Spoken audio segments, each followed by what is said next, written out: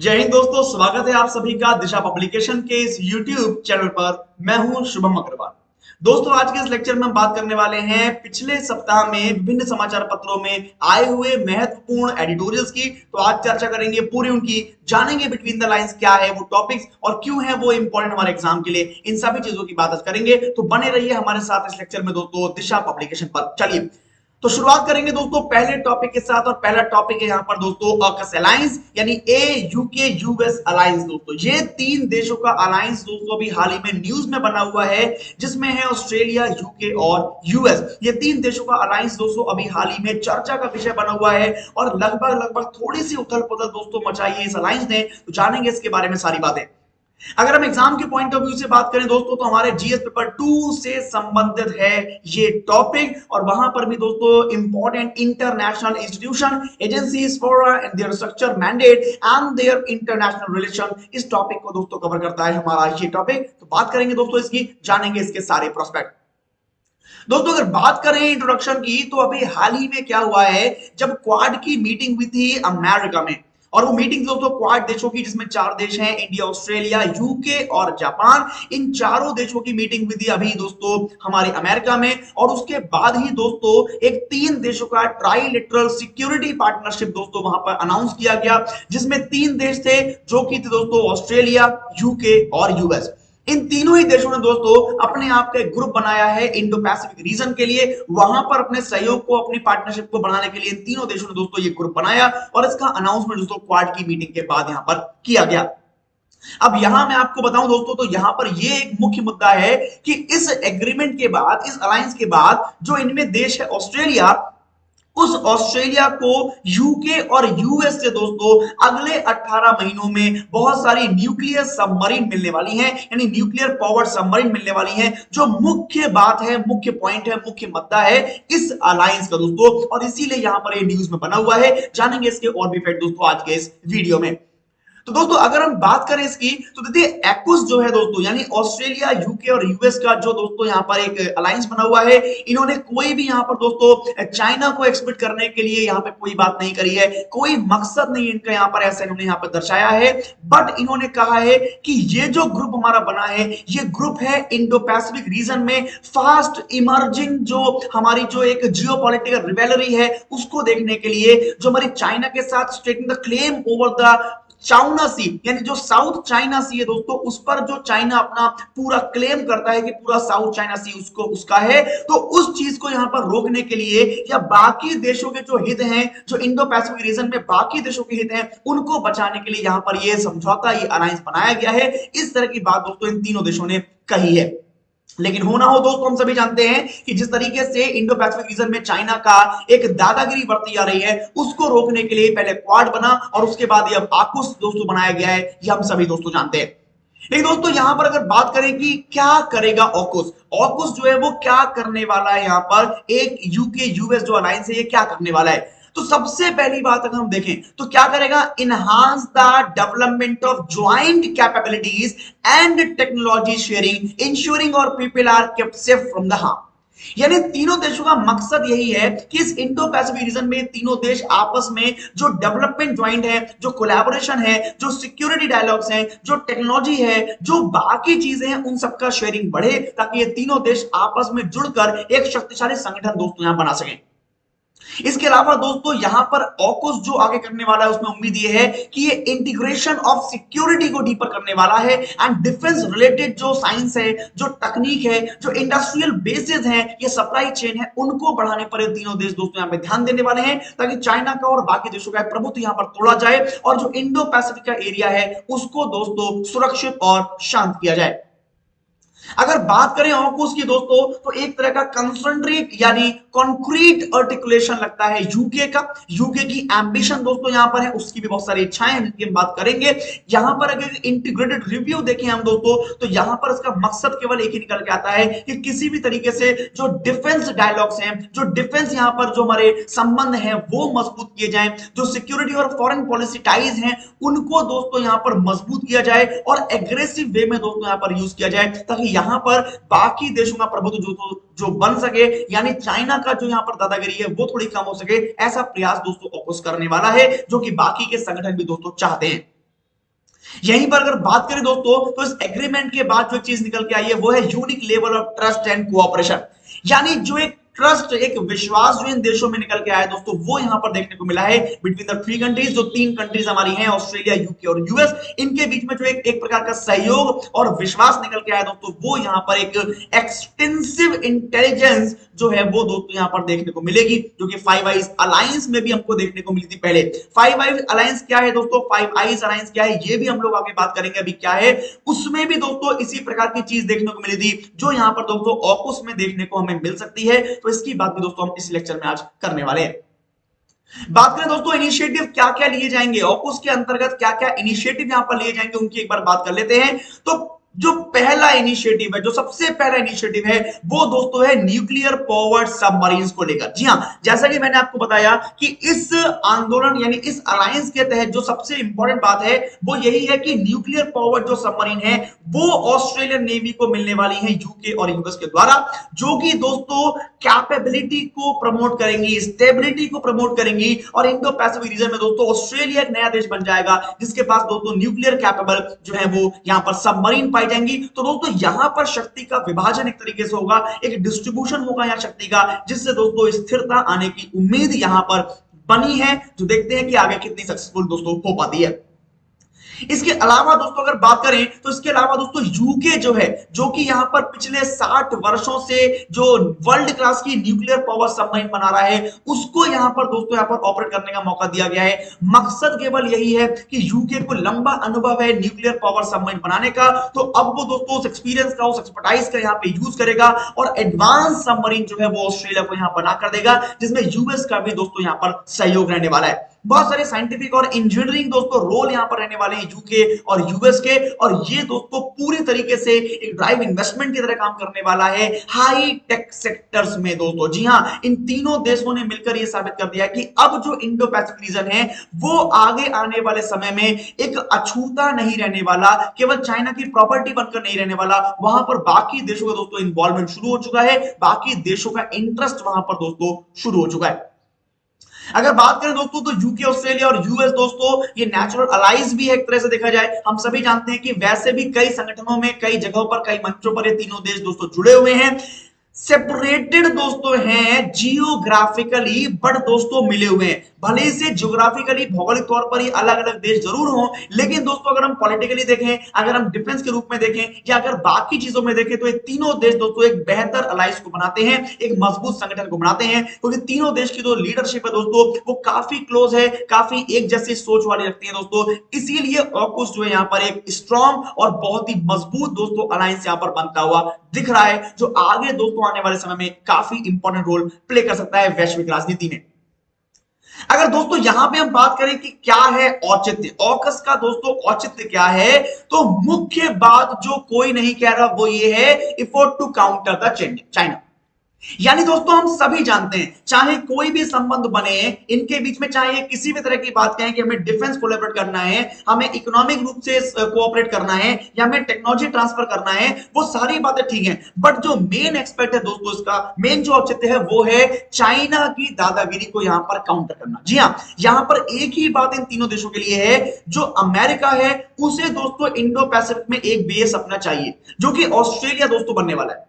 इसी प्रकार दोस्तों यूके जो है उसे अपना बिजनेस मार्केट चाहिए, जो कि ऑस्ट्रेलिया बनने वाला है। तो उन दोनों के दोस्तों यहां पर हित हैं। तीसरी बात दोस्तों, चाइना को काउंटर करने के लिए अमेरिका को भी यहां पे एक स्ट्रॉन्ग बेस चाहिए, एक स्ट्रॉन्ग कंट्री चाहिए, जो चाइना के लिए या चाइना के खिलाफ दोस्तों अमेरिका का एक हथियार बन सके, या ये तीनों देश मिलकर दोस्तों इस तरह की बात यहां पर कर सके, ताकि चाइना को यहां पर किसी भी तरह से रोका जाए उसके अपने इरादों से। तो दोस्तों मेन चीज तो यही है कि काउंटर चाइना, चाइना को यहां पर काउंटर करना है, तो मेन चीज दोस्तों यहां पर यही है। इसके अलावा बात करें दोस्तों तो हम लोग जानते ही हैं कि जो तीनों देश हैं यूके और यूएस है दोस्तों, ये नाटो के रूप में पहले से ही जुड़े हुए हैं। इसके अलावा ऑस्ट्रेलिया, न्यूजीलैंड और यूएस जो है ये तीनों ही दोस्तों ऑन जो स्पेक्ट से भी जुड़े हुए हैं। और इसके अलावा दोस्तों फाइव आईज जो एक ग्रुप है उसमें भी ये पांचों देश दोस्तों जहां पर जुड़े हुए हैं, तो पहले से इनके बीच में काफी अच्छे संबंध रहे हैं, काफी अच्छे दोस्तों संगठनात्मक रूप में काफी अच्छे तरीके से इन्होंने काम किया है। तो यहां पर भी दोस्तों आगे अच्छा परिणाम देखने की उम्मीद मुझे है। अगर दोस्तों बात करें तो यहां पर दोस्तों क्वाड जो संगठन है जिसमें हमारे 4 देश आते हैं, इंडिया, ऑस्ट्रेलिया, अमेरिका और जापान दोस्तों, तो यहां पर दोस्तों एक रेलेवेंस देखने को मिलेगा। क्यों? क्योंकि क्वाड का जो निर्माण है दोस्तों वो भी काफी हद तक इसी सोच पर हुआ है कि जो इंडो पैसिफिक रीजन है उसको फ्री करा जाए, उसको स्टेबल किया जाए, वहां पर दोस्तों शांति की स्थापना की जाए। और इसके लिए चारों देश जो हैं, अमेरिका, अपना जापान, अपना ऑस्ट्रेलिया और इंडिया, ये चारों देशों ने दोस्तों क्वाड की यहां पे स्थापना की थी। और बिल्कुल उसी तर्ज पर दोस्तों लगभग लगभग यहां पर ऑकस का निर्माण हुआ है। तो यहां पर भी दोस्तों काफी इसको शक्ति मिलने वाली है। क्वाड जो नेशंस हैं उनको भी दोस्तों काफी यहां पर मजबूती मिलने वाली है, क्योंकि दोस्तों जब क्वाड नेशन की बात करते हैं तो वहां पे अमेरिका, भारत और जापान जैसे मजबूत देश दिखाई देते हैं। ऑस्ट्रेलिया एक देश था जो अब दोस्तों मजबूत होने वाला है, तो काफी इंपॉर्टेंट है ये क्वाड के लिए भी। दोस्तों कई बार अभी नाम आया फाइव आइज अलायंस का। अगर इसकी हम बात करें तो फाइव आइज अलायंस जो है दोस्तों ये वर्ल्ड का सबसे ज्यादा एक सफल अलायंस माना जाता है, जो इंटेलिजेंस शेयरिंग दोस्तों एग्रीमेंट था between the 5 English speaking countries. जो दोस्तों कंट्रीज थी US, UK, Canada, Australia, New Zealand, इन 5 देशों के बीच में दोस्तों इंटेलिजेंस को शेयर करने का एग्रीमेंट हुआ था, अरेंजमेंट हुआ था दोस्तों, जो कि दोस्तों 1946 से 1991 के बीच में जो कोल्ड वॉर हुआ था उस समय दोस्तों क्रिएट हुआ था ये फाइव आइज अलायंस।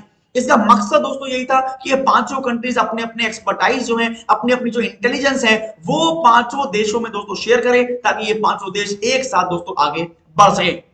जो भी दोस्तों सेंसिटिव इंफॉर्मेशन होती थी regarding their adversaries on the all possible front दोस्तों, वो सारे यहां पर 5 देश एक दूसरे को अवेलेबल कराते थे, जिससे 5 देश दोस्तों सतर्क भी रहते थे और एडवांस भी रहते थे दोस्तों बाकी देशों के कंपैरिजन में। और इसीलिए दोस्तों इसको world's most successful intelligence alliance भी माना जाता है, जो कि फाइव आई अलायंस कहा गया। इनमें 5 देश थे, तो वही दोस्तों अब यहां पर देखने को मिल सकता है।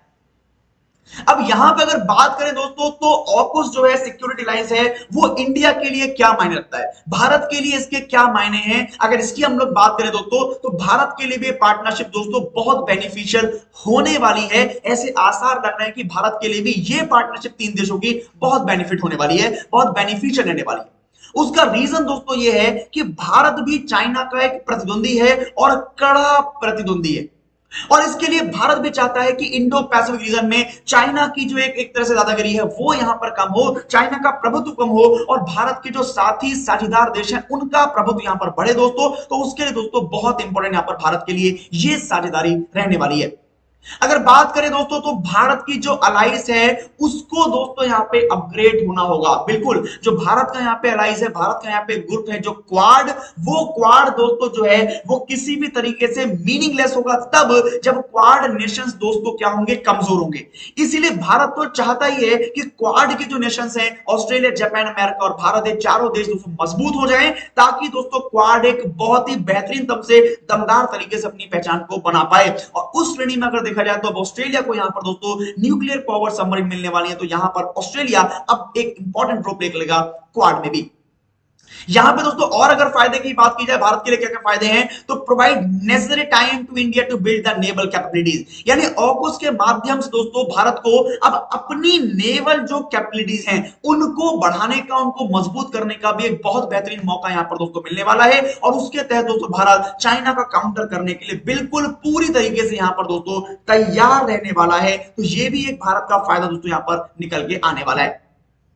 अगर बात करें दोस्तों तो इंडिया अपना एंबिशन जो है इंटरनेशनल रिलेशन का, उसको भी यहां पे मजबूत कर सकता है, क्योंकि यहां पर मैं आपको एक छुपी हुई बात बताता हूं दोस्तों। भी हाल ही में क्या हुआ था, ऑस्ट्रेलिया को जो सबमरीन यहां पर यूके और यूएस की सहायता से मिलने वाली है, ये सबमरीन पहले दोस्तों फ्रांस के द्वारा मिलने वाली थी, लेकिन फ्रांस के द्वारा ये डील दोस्तों ऑस्ट्रेलिया तोड़ दिया, क्योंकि यूके और यूएस ने उसको वहां पर ऑफर दे दिया दोस्तों। तो फ्रांस की डील अब टूट चुकी है, और फ्रांस कहीं ना कहीं चाहता है कि उसकी जो वो डील थी वो इंडिया के साथ हो, यानी भारत के पास एक बेहतरीन मौका है फ्रांस के साथ अपने रिश्तों को और भी मजबूत करने का। तो इसलिए दोस्तों भारत को यहां पर काफी फायदा यहां पर देखने को मिल सकता है। साथ में यूके, यूएस और ऑस्ट्रेलिया, इन तीनों को भी दोस्तों भारत जैसा मजबूत साझेदार दोस्तों हमेशा चाहिए होगा, क्योंकि हम सभी जानते हैं इंडो पैसिफिक रीजन जो है दोस्तों, यहां पर चाइना या किसी भी देश को काउंटर करने के लिए भारत की उपस्थिति दोस्तों बहुत ही महत्वपूर्ण साबित होने वाली है। भारत की अपनी जो कैपेबिलिटीज हैं, अपना जो दोस्तों इकोनॉमिक और डिफेंस का दोस्तों भारत का ऑरा है,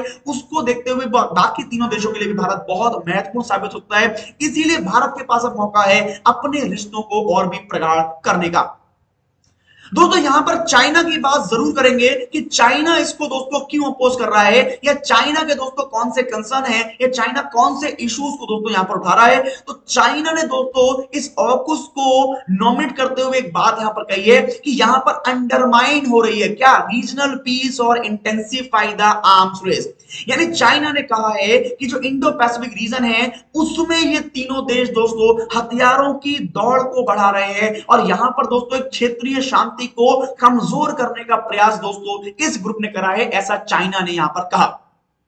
उसकी वजह दोस्तों ये थी वही न्यूक्लियर पावर्ड सबमरीन, यानी चाइना ने कहा कि न्यूक्लियर पावर्ड सबमरीन अगर ऑस्ट्रेलिया को मिलती है या ऑस्ट्रेलिया उनको चाहता है तो ये दिखाता है कि ऑस्ट्रेलिया और बाकी देश भी न्यूक्लियर हथियारों की दौड़ को दोबारा से शुरू कर रहे हैं। और इस तरीके दोस्तों चाइना ने यहां पर इस पर आरोप लगाया है कि एक मिलिट्री फुटप्रिंट की तरह दोस्तों काम करेगा, यानी ऑकस जो है ये एक मिलिट्री फुटप्रिंट की तरह, एक मिलिट्री ग्रुप की तरह यहां पर काम करेगा, ऐसा दोस्तों चाइना ने यहां पर अपना बयान दिया है।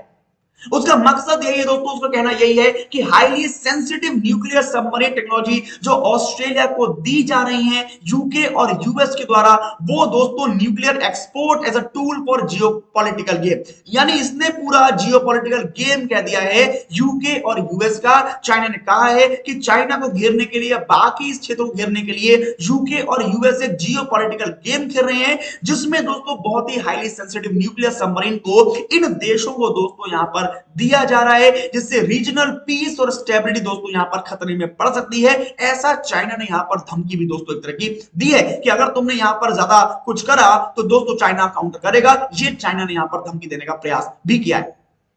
इसके साथ साथ दोस्तों चाइना ने ऑस्ट्रेलिया पर आरोप भी लगाया है कि ऑस्ट्रेलिया अपनी जो न्यूक्लियर नॉन प्रोलिफरेशन जो कमिटमेंट्स हैं उनको भी दोस्तों फॉलो नहीं कर रहा, क्योंकि वो भी अब दोस्तों न्यूक्लियर हथियारों की रेंज में आ गया है, दौड़ में आ गया है। इसलिए ऑस्ट्रेलिया को यहां पर चाइना ने एक तरह से सिखाया है, एक तरह से दिखाया है कि भाई तुम भी अपनी जो है संधि को प्रयोग करो, अपने कमिटमेंट पे रहो और न्यूक्लियर हथियारों की रेस में मत दौड़ो, ऐसा चाइना दोस्तों यहां पर कहा है।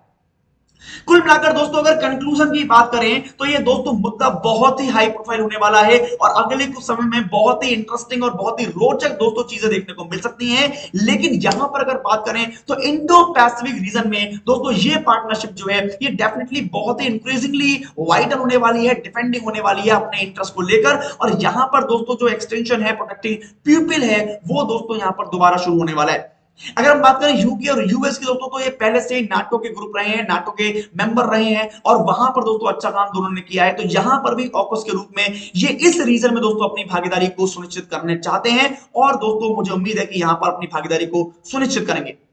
इसके साथ साथ दोस्तों जो imperative of the Indo Pacific region है would be better served by the broadening strategic cooperation initiative, यानी जो इस तरह के जो दोस्तों यहां पर संगठन बन रहे हैं, जो यहां पर स्ट्रेटेजिक कोऑपरेशन हो रहे हैं दोस्तों, वो डेफिनेटली इस रीजन को दोस्तों और भी इंपॉर्टेंट बनाएंगे पूरी दुनिया के लिए। और यहां पर दोस्तों deeply invested in the region including India, Japan and South Korea, यानी बाकी जो यहां के इंपॉर्टेंट देश है उनके लिए भी दोस्तों ये बहुत इंपॉर्टेंट बात रह सकती है।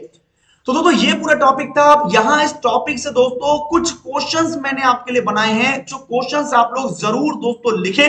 ये दो क्वेश्चन दोस्तों यहां पर है जो इस टॉपिक से संबंधित हैं, जो भी हमने यहां पे पढ़ा है उस पर दोस्तों ये बेस्ड क्वेश्चन है। पहला क्वेश्चन है discuss why China is concerned about the AUKUS align.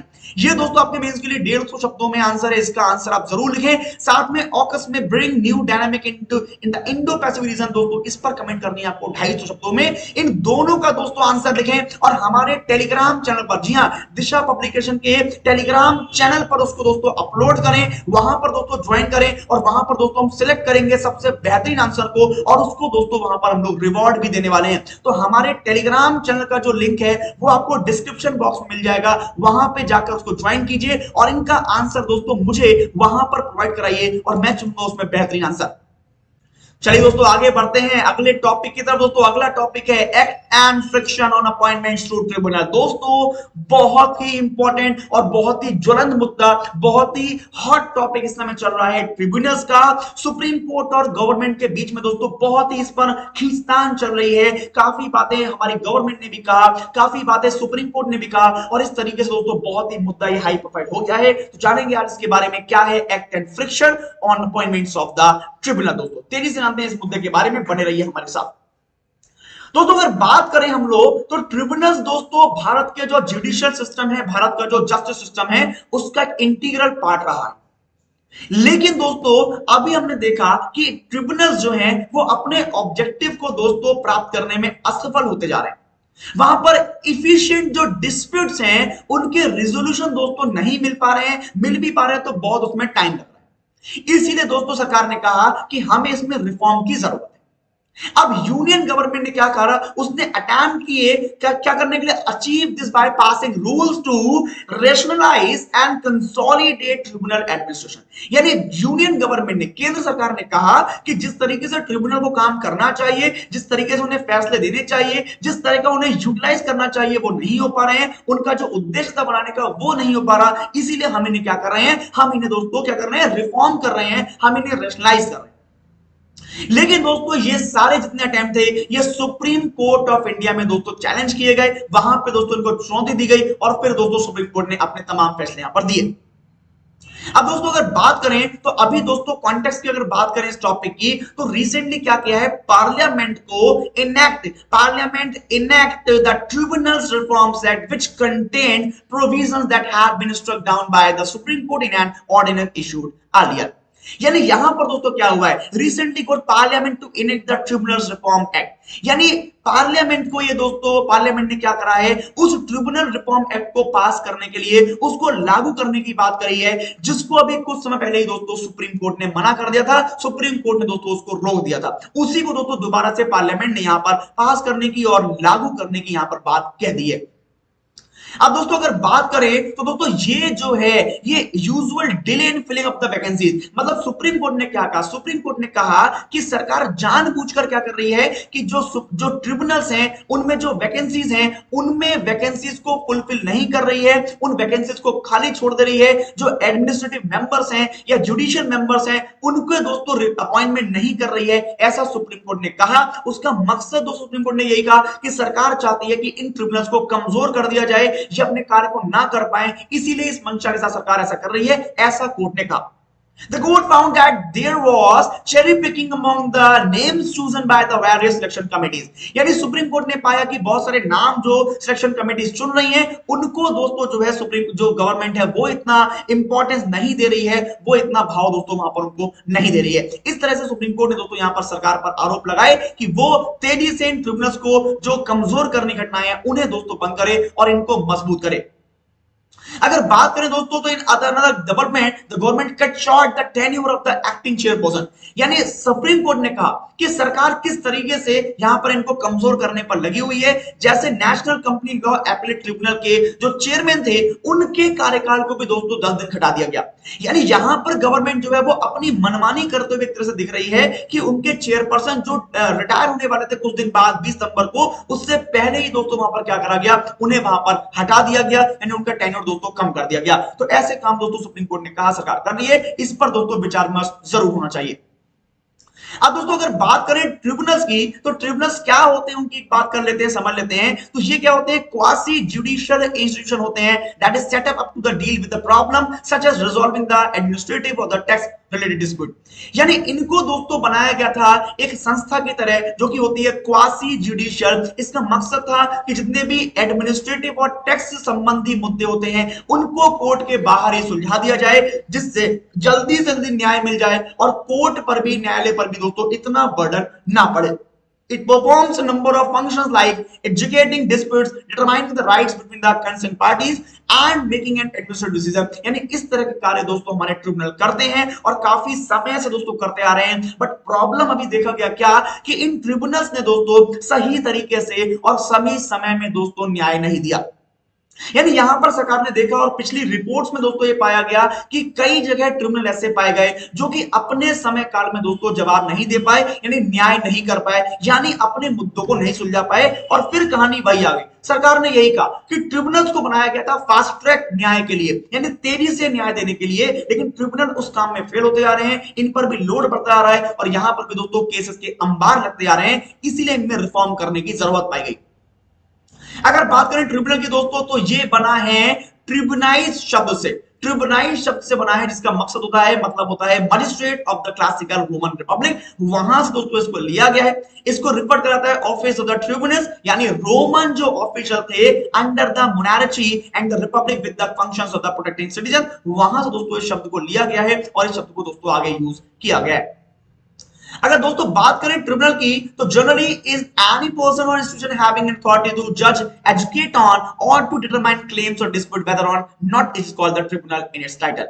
यानी ट्रिब्यूनल की अगर जनरल परिभाषा दी जाए, सामान्य परिभाषा दी जाए, तो क्या है, ये कोई भी व्यक्ति है या कोई भी संस्था है जिसको थोड़ी सी अथॉरिटी दी गई है न्याय करने की या संरक्षण देने की या क्लेम करने कुछ भी, तो उसको दोस्तों यहां पर ट्रिब्यूनल कह दिया जाता है। सरकार की ओर से, पार्लियामेंट की ओर से कुछ संस्थाएं कुछ व्यक्तियों को कुछ न्यायिक अधिकार दे दिए गए हैं जिससे वो छोटे मामलों को या कम मामलों को दोस्तों सुलझा सकते हैं और वहां पर दोस्तों अपना न्याय दे सकते हैं।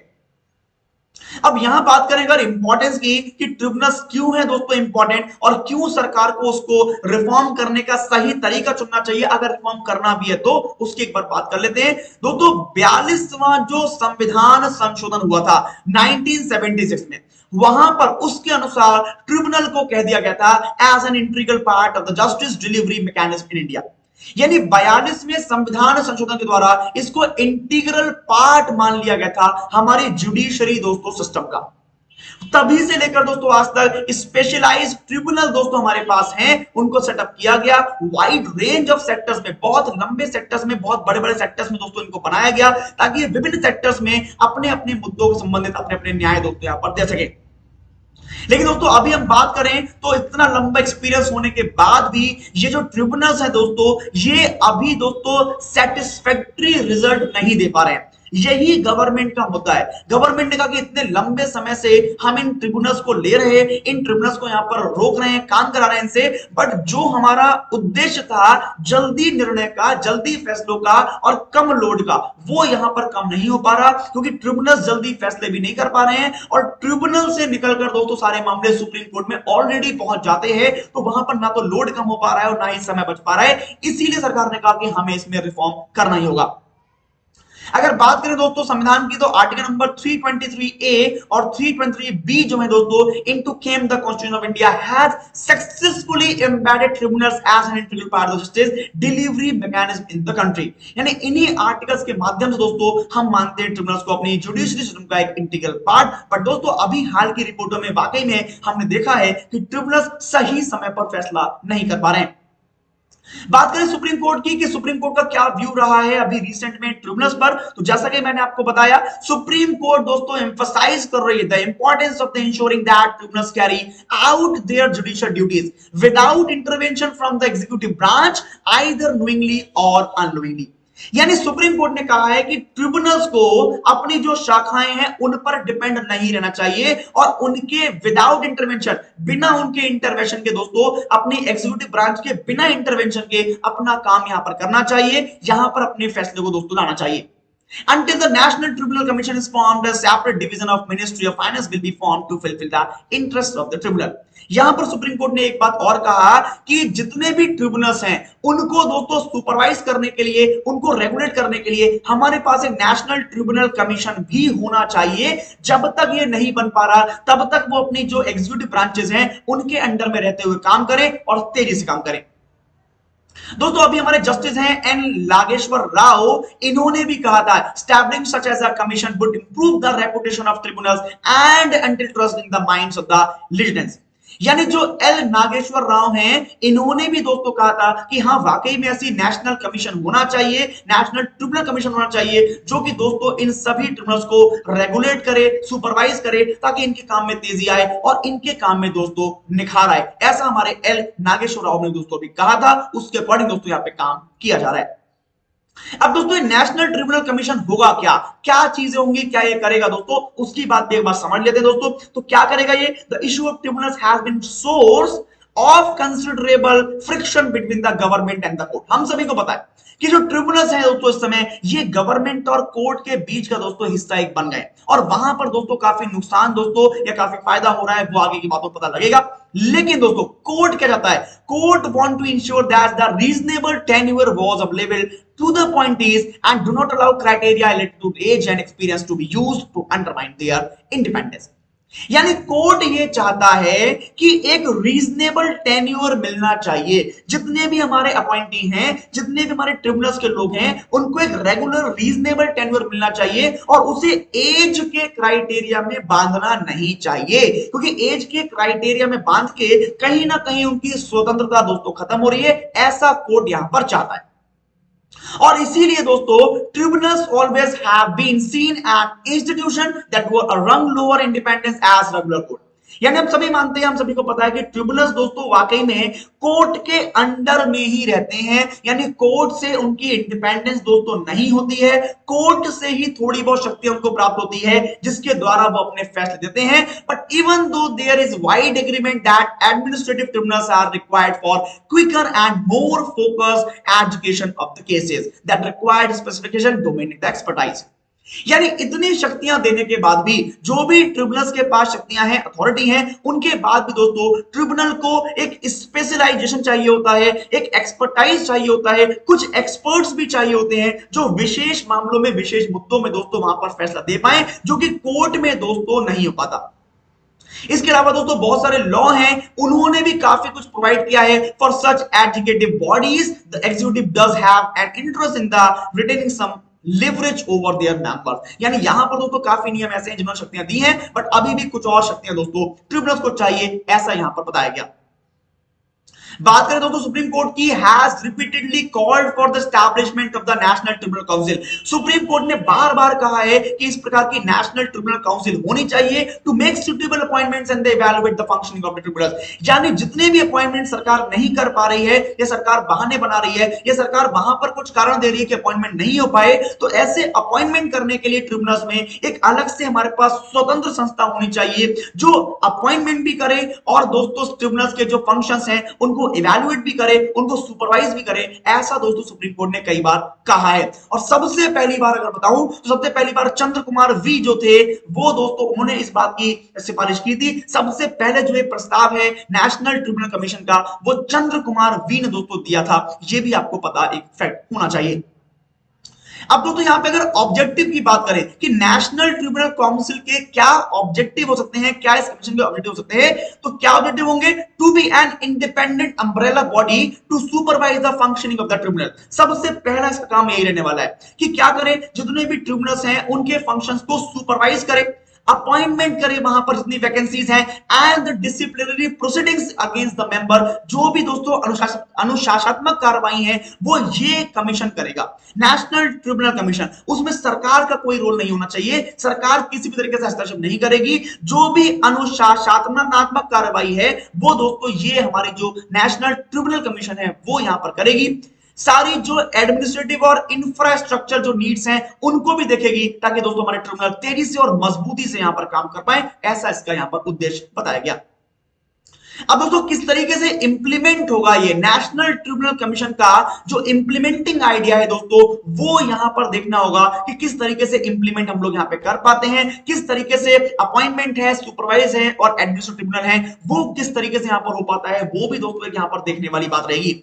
लेकिन अगर हम बात करें वेरियस रूलिंग्स की of Supreme Court over time had directed the union government to set up the NTC, and Supreme court ने बहुत पहले भी दोस्तों ऐसी एनटीसी को गाइड करने का, एस्टैब्लिश करने का दोस्तों यहां पर प्रस्ताव दिया है, विभिन्न सरकारों को दिया है, जितनी भी सरकारें आई हैं उन सबको दोस्तों यहां पर सुप्रीम कोर्ट ने कहा है कि ऐसा ट्रिब्यूनल कमीशन जरूर होना चाहिए जो कि हमारे इस सिस्टम को सुपरवाइज कर सके या फिर दोस्तों देख सके।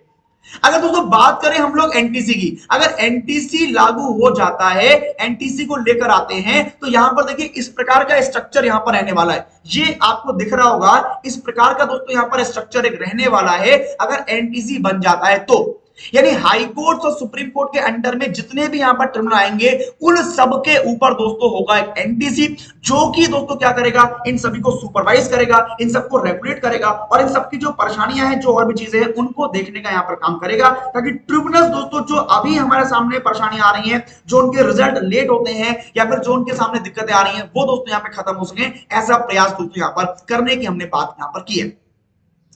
बात करें आगे दोस्तों, इन सबके बाद भी दोस्तों अगर देखा जाए, institute of delegating the powers of the executive to frame rules that determine the appointments of the tribunals, the legislature should empower the NTC to frame rules and the overseas process of the appointment. यानी सीधे सीधे तौर पर यहां पर कहा गया कि जितनी भी शक्तियां दोस्तों यहां पर हैं जो कि अपॉइंटमेंट करती हैं ट्रिब्यूनल्स में, उन सभी शक्तियों को एनटीसी को देना होगा ताकि एनटीसी जो है यहां पर दोस्तों उसका काम कर पाए और एनटीसी उन चीजों को यहां पर देख पाए। There must be adequate judicial representation and the condition of eligibility for membership of the NTC or any subcommittee should upload these principles। दोस्तों यानी यहां पर भी बहुत सारे क्राइटेरिया आपको देखने को मिल सकते हैं आगे एनटीसी में, बहुत सारी एलिजिबिलिटीज मिल सकती हैं, बहुत सारी कंडीशन मिल सकती हैं कि कौन कौन एनटीसी का मेंबर बनेगा या किसको मेंबरशिप मिलेगी, ऐसे दोस्तों बहुत सारी चीजें यहां पर देखने को मिल सकती हैं। इंप्लीमेंटेशन के लिए उसको दोस्तों यहां पर हम बना सकते हैं, बट अभी दोस्तों कुछ भी क्लियर नहीं है। बहुत सारे जो कंसोलिडेशन हैं ट्रिब्यूनल एडमिनिस्ट्रेशन के, उनको दोस्तों फॉलो किया जा सकता है under the NTC. We recommended that the single sub committee under the NTC, single sub committee को दोस्तों यहां पर एक रिकमेंड किया गया है एनटीसी के अंदर, जो कि रिस्पांसिबल होगी सभी अपॉइंटमेंट के लिए। यानी एनटीसी के अंदर भी एक सब कमेटी बनाने का प्रस्ताव दिया गया है, जो कि सभी ट्रिब्यूनल्स में अपॉइंटमेंट के लिए दोस्तों रिस्पांसिबल होगी। उसका काम केवल इतना होगा कि वो सारे ही जो ट्रिब्यूनल्स हैं उनमें दोस्तों टेक्निकल मेंबर्स को और बाकी मेंबर्स को दोस्तों पर अपॉइंट कर पाए। इसके बाद दोस्तों बात करें यहां पर ट्रिब्यूनल और कोर्ट के डिफरेंस की बात कर लेते हैं। तो यहां पर दोस्तों हम सभी को मालूम है जो ट्रिब्यूनल्स हैं और कोर्ट हैं वो आपस में काफी हद तक दोस्तों चेंज होते हैं, काफी हद तक दोस्तों कोर्ट जो है वो मैक्सिमम पावर्स रखता है ट्रिब्यूनल की, लेकिन कुछ मामलों में ट्रिब्यूनल दोस्तों कोर्ट से भी ज्यादा अच्छा होता है। तो कुछ यहां पे डिफरेंसेस मैंने आपके सामने यहां पे लिखे हैं, इनको दोस्तों आप लोग पढ़ सकते हैं। यहां पर इनके द्वारा आप जो लॉ है, यानी जो कोर्ट है और ट्रिब्यूनल है, उसमें दोस्तों अंतर यहां पहचान सकते हैं और दोस्तों यहां पर बातें कर सकते हैं। ये कुछ यहां पे दोस्तों डिफरेंस मैंने आपके सामने दिए हैं, इन डिफरेंसेस को दोस्तों आप पढ़ सकते हैं, इन डिफरेंसेस को यहां पे आप देख सकते हैं। कुल मिलाकर दोस्तों बात की जाए तो ट्रिब्यूनल के केस में दोस्तों यहां पर गवर्नमेंट का भी एक पॉइंट सही है और सुप्रीम कोर्ट का भी पॉइंट सही है। सुप्रीम कोर्ट भी चाहता है कि ट्रिब्यूनल्स जो है मजबूत हों और उनकी जो कार्यविधि है वो सुधरे, और सरकार भी यही चाहती है दोस्तों कि वो सुधरे और उनकी कार्यविधि बढ़िया हो। लेकिन दोस्तों दोनों ही मसलों में जो गड़बड़ हो रही है वो ये कि जो ट्रिब्यूनल्स को बनाने का उद्देश्य था वो कहीं ना कहीं यहां पर दोस्तों खत्म सा लग रहा है। इसलिए सरकार को एक बात करनी चाहिए कि भले ही से वो रिफॉर्म जरूर करे, जो चीजें खराब हैं उनको जरूर सुधारे, लेकिन दोस्तों उसको ये प्रयास करना चाहिए कि जिन चीजों के लिए, जिन मुद्दों के लिए ट्रिब्यूनल्स बनाए गए थे उनको वापस से फुलफिल किया जाए, उनको प्राप्त करा जाए और उसके लिए जो भी जरूरी रिफॉर्म है वो किए जाएं। ऐसा दोस्तों यहां पर सरकार को सोचना चाहिए। लेकिन दोस्तों खास बात यह है कि उस रिफॉर्म में सबकी भागीदारी होनी चाहिए, ये सुप्रीम कोर्ट दोस्तों चाहता है। सबकी भागीदारी वहां होनी चाहिए, कुछ भी दोस्तों वहां पे पॉलिटिकली नहीं होना चाहिए, कुछ भी वहां पे अपने फायदे के लिए नहीं होना चाहिए, वहां पे वाकई में एक व्यवस्था को सुधारने के लिए प्रयास दोस्तों यहां पर होने चाहिए। चलिए तो दोस्तों ये दो टॉपिक मैंने आज डिस्कस करे हैं आपके हिंदू एडिटोरियल से। उम्मीद है मुझे कि इन चीजों से आपको बहुत ही फायदा मिला होगा और ये दोनों टॉपिक दोस्तों आपको समझ में आए होंगे, आपकी सोच को विकसित करा होगा उन्होंने। यहां पर आपको एग्जाम के पॉइंट ऑफ व्यू से भी दोस्तों ये फायदा देंगे। तो मुझे दोस्तों बताइए कैसा लगा आपको वीडियो, कमेंट सेक्शन में कमेंट करके मुझे बताइए, और बताइए मैं आपके लिए ऐसे ही आगे वीडियो लेके आता रहूंगा। मुझे टॉपिक बताइए, मैं उन टॉपिक पे लेकर आता रहूंगा। दोस्तों बने रहिए हमारे साथ दिशा पब्लिकेशन के यूट्यूब चैनल पर, हम लोग लेकर आएंगे दोस्तों काफी लंबी सीरीज आप सभी के लिए, और भी बहुत कुछ दोस्तों स्टार्ट होने वाला है आप सभी के एग्जाम के पॉइंट ऑफ व्यू से दोस्तों। तो आज के इस लेक्चर में दोस्तों बने रहिए, आप सभी का बहुत बहुत अभिनंदन। मुझे दोस्तों जो मैंने क्वेश्चंस पूछे थे उनका आंसर आप दीजिए हमारे टेलीग्राम चैनल पर, जिसका लिंक दोस्तों डिस्क्रिप्शन बॉक्स में है। वहां से हमारा टेलीग्राम चैनल को ज्वाइन कर लीजिए और वहां पे मुझे उनका आंसर लिख के बताइए दोस्तों, मैं चुनूंगा उसमें से सबसे बेहतरीन आंसर दोस्तों और उसको मिलेगा रिवॉर्ड। चलिए तो दोस्तों आज के इस लेक्चर को ओवर करता हूं, विदा लूंगा आपसे, मिलूंगा अगले लेक्चर में दोस्तों नेक्स्ट टॉपिक के साथ। तब तक के लिए आप सभी लोग खुश रहिए, सुरक्षित रहिए, स्वस्थ रहिए, हंसते खिलखिलाते रहिए, हमेशा दोस्तों ऊर्जाओं से भरे रहिए, आलस्य से दूर रहिए दोस्तों। इन्हीं शुभकामनाओं के साथ दोस्तों विदा लूंगा आपसे। आप सभी को मेरा नमस्कार, आप सभी को मेरा जय हिंद।